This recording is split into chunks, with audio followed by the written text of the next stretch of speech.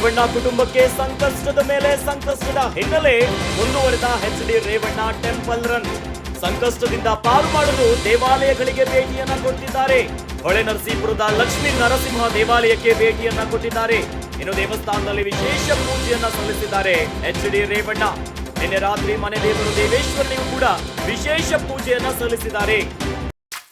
ರೇವಣ್ಣ ಕುಟುಂಬಕ್ಕೆ ಸಂಕಷ್ಟದ ಮೇಲೆ ಸಂಕಷ್ಟ ಬಂದ ಹಿನ್ನೆಲೆ ರೇವಣ್ಣ ಈಗ ಮತ್ತೆ ಟೆಂಪಲ್ ರನ್ ಅನ್ನ ಶುರು ಮಾಡಿಬಿಟ್ಟಿದ್ದಾರೆ. ಸಂಕಷ್ಟದಿಂದ ಪಾರಾಗಲು ದೇವಾಲಯಗಳಿಗೆ ಭೇಟಿಯನ್ನ ಕೊಟ್ಟಿದ್ದಾರೆ ಎಚ್.ಡಿ. ರೇವಣ್ಣ. ಹೊಳೆ ನರಸೀಪುರದ ಲಕ್ಷ್ಮೀ ನರಸಿಂಹ ದೇವಾಲಯಕ್ಕೆ ಭೇಟಿಯನ್ನ ಕೊಟ್ಟು ವಿಶೇಷ ಪೂಜೆಯನ್ನ ಸಲ್ಲಿಸಿದ್ರು. ಇನ್ನು ನಿನ್ನೆ ರಾತ್ರಿ ಮನೆ ದೇವರಾಗಿರುವಂತಹ ದೇವೇಶ್ವರನಿಗೂ ಕೂಡ ವಿಶೇಷ ಪೂಜೆಯನ್ನ ಸಲ್ಲಿಸಿದ್ದಾರೆ. ಒಂದು ಕಡೆ ಪತ್ನಿ ಭವಾನಿ ರೇವಣ್ಣ ಅವರು ತಲೆಮರೆಸಿಕೊಂಡಿದ್ದಾರೆ. ಎಸ್ಐಟಿ ಅಧಿಕಾರಿಗಳ ವಿಚಾರಣೆಗೆ ಸಿಗ್ತಾ ಇಲ್ಲ. ಇನ್ನೊಂದೆಡೆ ಪ್ರಜ್ವಲ್ ರೇವಣ್ಣ ಎಸ್ಐಟಿ ಕಸ್ಟಡಿಯಲ್ಲಿದ್ದಾರೆ.